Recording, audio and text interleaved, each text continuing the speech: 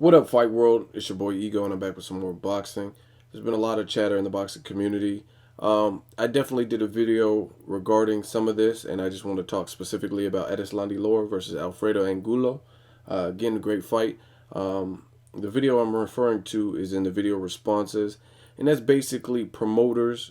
The topic was the promoters who don't really stand by the people in which they represent. They say this fighter is boring, fans don't want to see that, etc., etc. So to watch that video, just click in the video responses, watch that video in detail. But I did want to talk about Erislandy Lara, Alfredo Angulo again. It was a thrilling fight. I would have loved to see a rematch, but it doesn't look like we will get to because both fighters are kind of being macho right now, machismo, egotistical, no pun intended. And Laura says that Alfredo Angulo doesn't deserve a rematch. After the fight, Alfredo Angulo, even before the fight, Angulo was saying things like Erislandy Lara is a track star, and he didn't really give Laura any props. So Laura probably heard some of the interviews, and he feels disrespected. Angulo post fight, he definitely said some things along the lines of Laura doesn't hit hard, and um, basically he's not that good. He won on a fluke, so to speak. He didn't really give Laura credit. Um, Here's what Erislandy Lara had to say.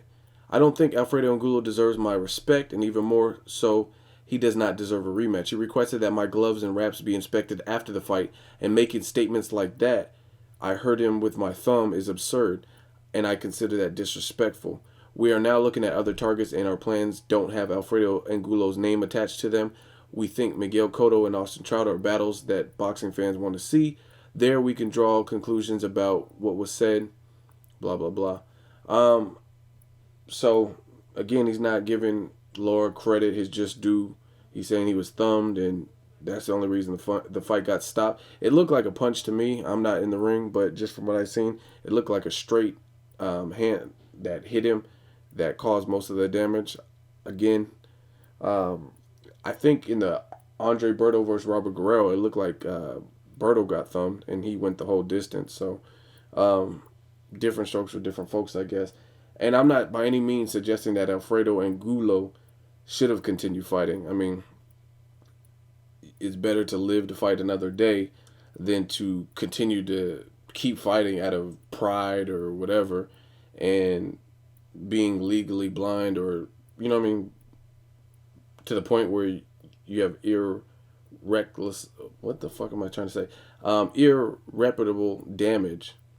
I mean, much rather see a fighter hang it up or um, quit in the corner or whatever the situation, if need be. As long as they don't establish a pattern of being a quitter, no one's really going to trip. And if you've seen Alfredo Angulo, to the people, and I did see a select few people um, that were saying Alfredo Angulo's a quitter.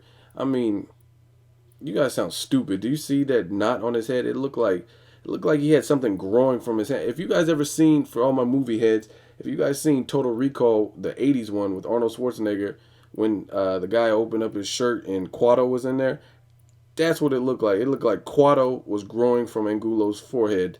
Open your mind. Open your mind. Ah, what are you doing here? Give these people air. Total Recall, excellent film. But anyway, yeah, you can't call the man a quitter. The dude, like I said, he's better to do what he did and turn his back and quit in that particular situation than to keep fighting and become blind as a result of, oh, I have so much heart, I'm gonna get my eye punched out. But I do think Laura deserves props. You got to give Laura props. His eye didn't just get like that. That was from repeated. Whether he and Gulo thought the shots were hard or he didn't hit hard enough, obviously he was taking damage. Some people just have a chin, but that doesn't mean because they don't go down or because they don't visibly look hurt that the punches aren't hurting. So only Alfredo Angulo truly knows what the punches felt like. All I know is his body didn't respond well to him. So that just shows you a level of accuracy and a level of persistence. Because if you watch the James Kirkland bout with Angulo, Angulo's shit, his whole face did not look like that. So he was taking some level of abuse, whether he thought they were hard or not. Some people just have that fighter spirit. I believe Angulo probably does have that fighter spirit, and maybe while you're fighting, you feel the adrenaline and you're not thinking about the pain. But Lara was landing some precise counter punches that that cause an accumulation and causes shit to swell, and that he, whatever the fuck that was on his head that was growing. So again, props to both fighters. They both showed heart. I don't think Angulo wanted to quit per se, but again, it's better to do something like that than to continue fighting. It just sucks that we won't get to see, as fans, a rematch to this fan most likely, because I don't think these guys like each other. They both talk shit about each other pre-fight. Post-fight is no different. Um, Lara also said, mentally, I'm a well-built athlete. I was for a long time the captain of a boxing team in my country of Cuba. For those of you who don't know, he's from Cuba. That helps me to stay calm in all my fights. I think he's 100% right with that, because even with the knockdowns, he looked very chill, very relaxed, very composed. Whereas you see other fighters get in those similar situation knockdowns and they become frantic and don't know how to compose themselves. Examples off the top of my head: Amir Khan, when he gets hurt, sometimes like in the Madana fight, that's an older fight, but if you watch that fight, he starts skipping around the ring and he doesn't look like composed like Lara was. If you watch Andre Berto versus Robert Guerrero was hurting Berto early. I think it was in round one. And it looked like Berto needed rounds to settle down and to set into the fight. And then he started looking better towards the end of the fight. But he didn't deal with that adversity early good at all, in my opinion. And that's Andre Berto. But Lara, he got knocked down. He got hurt. He was visibly buzzed. But he stayed composed. And that's what you get sometimes with the crafty Cuban fighters. Another fighter that comes to mind that's Cuban that does that is Rigondeaux.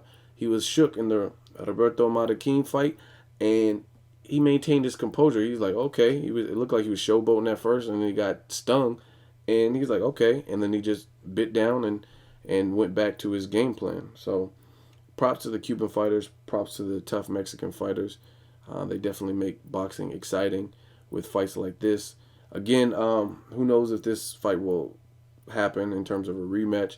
There's other matches that I think once Angulo recovers, good matches that we could see.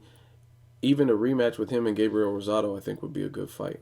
So let me know what you guys think.